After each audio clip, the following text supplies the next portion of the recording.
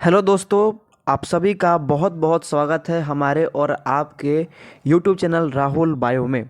आज हम कवर करने वाले हैं बिहार बोर्ड 2024 साइंस का जो एग्ज़ाम होने वाला है। तो साइंस के लिए हम लोग आज कुछ इम्पोर्टेंट ऑब्जेक्टिव क्वेश्चन देखने वाले हैं। आपको पता है कि क्लास 10 साइंस में फिजिक्स केमिस्ट्री बायोलॉजी होता है। इसके पहले वाले वीडियो में केमिस्ट्री का जो भी इम्पोर्टेंट क्वेश्चन था उसको हमने देखा था। आज क्या करेंगे हम लोग? आज हम लोग देखेंगे बायो, यानी कि आज हम लोग class 10th Bihar board class 10th के साइंस में जो भी जीव विज्ञान है उससे जो भी इम्पोर्टेंट क्वेश्चन बनता है और जो भी एग्ज़ाम में आ चुका है और आगे भी जो आने की संभावना है, तो वैसे वैसे क्वेश्चनों को आज हम लोग डिस्कस करने वाले हैं। ठीक है, चलिए क्वेश्चन नंबर पर ध्यान नहीं दीजिएगा, क्योंकि जो प्रीवियस ईयर क्वेश्चन है वहाँ से केवल बायोलॉजी का जो क्वेश्चन है उसको कट करके लगाए हैं, इसीलिए क्वेश्चन नंबर थोड़ा गड़बड़ हो सकता है। ठीक है, तो चलिए आइए हम लोग देखते हैं हम लोग का इम्पोर्टेंट क्वेश्चन को। तो पहला क्वेश्चन है कि मेंडल ने अपने अनुवांशिकी प्रयोग हेतु किस पौधे का प्रयोग किया था। यानी कि मेंडल ने अपने प्रयोग में किस पौधे का इस्तेमाल किया था। तो मेंडल ने अपने प्रयोग में मटर के पौधे का इस्तेमाल किया था, जिसको हम लोग पाइजम सटाइवम के नाम से भी जानते हैं। इसका आंसर क्या होगा? Option number C. ठीक है, चलिए आइए देखते हैं नेक्स्ट क्वेश्चन क्या है।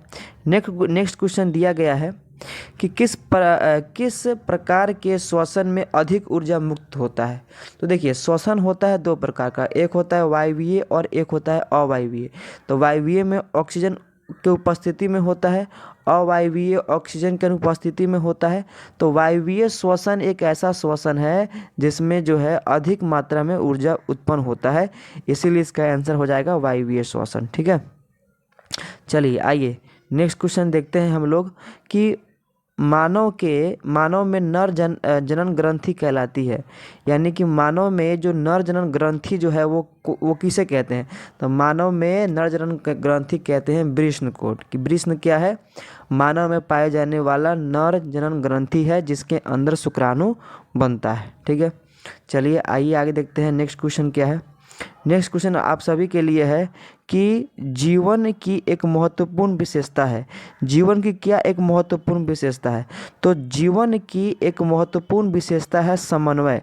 नियंत्रण एवं समन्वय जो है ये केवल आप लोग को केवल किसी जीव के अंदर ही देखने को मिलता है। ठीक है, तो क्या है? समन्वय है। ठीक है, चलिए आइए देखते हैं नेक्स्ट क्वेश्चन क्या है। नेक्स्ट क्वेश्चन है कि स्वपोषी पोषण होता है। स्वपोषी पोषण किसे कहते हैं? तो ये पोषण का ऐसा तरीका जिसमें कोई जीव अपना खाना खुद बनाता है उसको बोलते हैं स्वपोषी पोषण। तो पौधे में क्या होता है? स्वपोषी पोषण देखने को मिलता है। ठीक है, चलिए क्योंकि ये अपना खाना जो है खुद बनाते हैं। ठीक है, इसके अलावा अगर यहाँ पे इसको थोड़ा और बढ़िया से देखेंगे तो कुछ प्रोटिस्टा और प्रोकैरियोटिक में भी ये देखने को मिलता है, इसीलिए इसका एकदम सही आंसर हो जाएगा ऑप्शन नंबर डी, ए और सी। ठीक है, चलिए आइए देखते हैं नेक्स्ट क्वेश्चन क्या है। नेक्स्ट क्वेश्चन है ग्लाइकोलाइसिस होता है, यानी ग्लूकोज को तोड़ने वाला काम कहाँ होता है कोशिका में। तो ग्लाइकोलाइसिस देखने को मिलता है कोशिका द्रव में, यानी कि इसका आंसर हो जाएगा ऑप्शन नंबर बी। ठीक है, चलिए आइए देखते हैं नेक्स्ट क्वेश्चन क्या है। नेक्स्ट क्वेश्चन है आप सभी के लिए कि तंत्रिका तंत्र की सनात्मक एवं क्रियात्मक इकाई किसे कहते हैं। तो तंत्रिका तंत्र का इकाई किसे कहते हैं? तो तंत्रिका तंत्र का इकाई जो है हम लोग कहते हैं न्यूरॉन को कहते हैं। ठीक है, चलिए आइए देखते हैं नेक्स्ट क्वेश्चन क्या है। नेक्स्ट क्वेश्चन ये है कि कौन सा एंजाइम वसा पर क्रिया करता है। वसा को पचाने वाला एंजाइम का नाम क्या है? तो वसा को पचाने वाले एंजाइम का नाम है लाइपेज। लाइपेज क्या करता है? वसा पे क्रिया करता है। ठीक है, चलिए आइए देखते हैं नेक्स्ट क्वेश्चन क्या है। नेक्स्ट क्वेश्चन है ओजोन का अणुसूत्र क्या होता है। तो ओजोन का अणुसूत्र होता है O3, इसीलिए इसका आंसर हो जाएगा ऑप्शन नंबर बी। ठीक है, चलिए आइए नेक्स्ट क्वेश्चन है हम लोगों के लिए कि श्वसन किस प्रकार का रासायनिक अभिक्रिया है। तो श्वसन जो है वो किस प्रकार का रासायनिक अभिक्रिया है। तो श्वसन एक प्रकार का ऊष्माक्षेपी जो है रासायनिक अभिक्रिया है, क्योंकि श्वसन में ऊर्जा मुक्त होता है। ठीक है, चलिए आइए आगे देखते हैं नेक्स्ट क्वेश्चन क्या है। नेक्स्ट क्वेश्चन है कि पौधों में जनन अंग कहाँ पाए जाते हैं। पौधा में जनन अंग, यानी कि जिसके द्वारा पौधा अपना जनन का क्रिया करता है वो कहाँ पाया जाता है?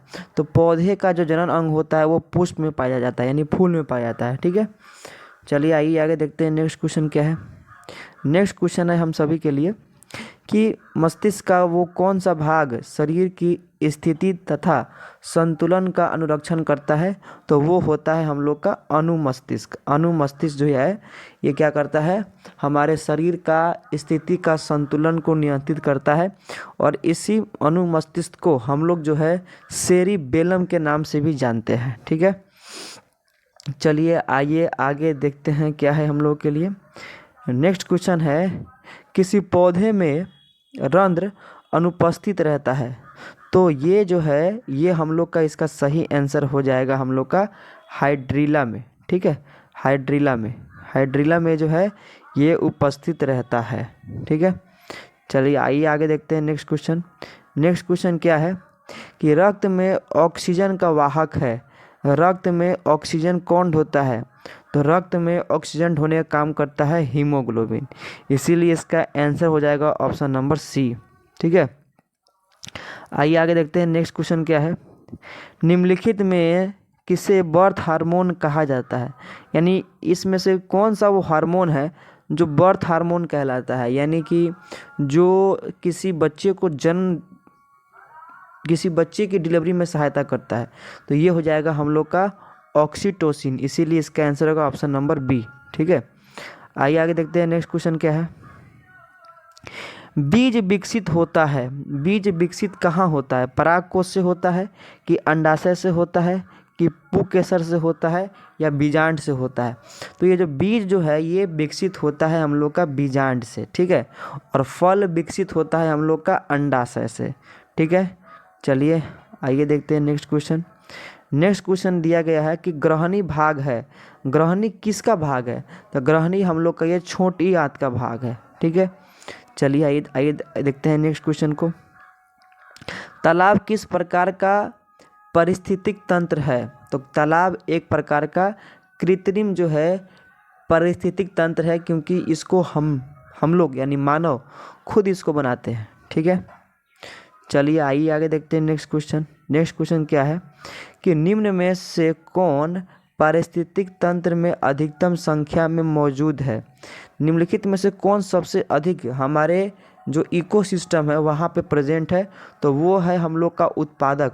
और उत्पादक किसे कहते हैं? जितने सारे हरे पेड़ पौधे होते हैं सभी को हम लोग उत्पादक कहते हैं, और ये हमारे पारिस्थितिक तंत्र में सबसे अधिक संख्या में मौजूद हैं।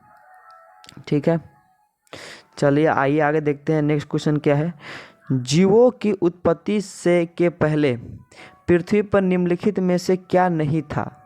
यानी पृथ्वी पे जीव बनने से पहले पृथ्वी पे क्या नहीं था?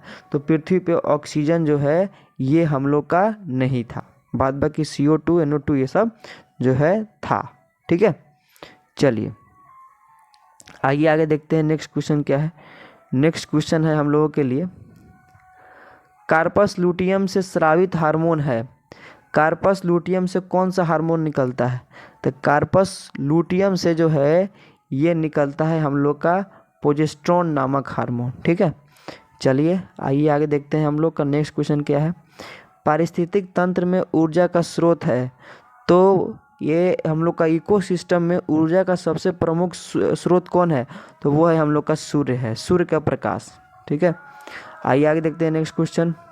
मानव का उद्भव स्थान कहाँ है? यानी कि मानव जो है कहाँ पे सबसे पहले मानव की उत्पत्ति कहाँ पे हुआ? तो हम लोग को मानव का जो जीवाश्म है उससे यही पता चलता है। सबसे पुराना जीवाश्म जो है अफ्रीका में देखने को मिला है, इसीलिए हम लोग ये मानते हैं कि मानव का उद्भव कहाँ हुआ है? अफ्रीका में हुआ है। ठीक है, चलिए आइए आगे देखते हैं क्या दिया गया है। निम्नलिखित में कौन लैंगिक जनन संचारित रोग है? यानी कौन STD है? तो ये है हम लोग का जो है ये हम लोग का सुजाक भी हो जाएगा और इसके अलावा एड्स भी हो जाएगा, इसीलिए इसका आंसर होगा ऑप्शन नंबर सी। ठीक है, चलिए आइए आगे देखते हैं। मानव गुर्दे का आकार होता है, यानी मानव का जो किडनी होता है उसका आकार कैसा होता है? तो उसका आकार होता है सेम के बीज का आकार का होता है मानव का गुर्दा। ठीक है, चलिए आइए आगे देखते हैं नेक्स्ट क्वेश्चन। किशोरावस्था में होने वाले शारीरिक परिवर्तन का कारण है। किशोरावस्था में जो शरीर के अंदर जो परिवर्तन देखने को मिलता है, इन सारे परिवर्तनों को कौन करता है? तो इन सारे परिवर्तनों को करता है हार्मोन टेस्टोस्टेरोन और एस्ट्रोजन। इसीलिए इसका आंसर का ऑप्शन नंबर डी, ए और बी दोनों। ठीक है, तो इस तरह से हम लोग का कुछ इम्पोर्टेंट क्वेश्चन था जो यहाँ पे हम लोग का ख़त्म हुआ। ठीक है, अगर ये आपको वीडियो अच्छा लगा हो तो वीडियो को लाइक करें, कमेंट करें, शेयर करें, और किसी क्वेश्चन में कोई डाउट लगे तो कमेंट करके ज़रूर पूछें। हम आपके डाउट को ज़रूर काफ़ी कम समय में सॉल्व करने का प्रयास करेंगे। और साथ ही साथ अपने दोस्तों के साथ ये वीडियो ज़रूर शेयर करें ताकि उन्हें भी ऐसा ही इम्पोर्टेंट नॉलेजेबल वीडियो समय समय पर मिल पाए और वो भी एग्ज़ाम में अच्छे स्कोर कर पाए। ठीक है, तो मिलते हैं एक नए वीडियो में एक नए टॉपिक के साथ। तब तक के लिए जय हिंद, जय भारत।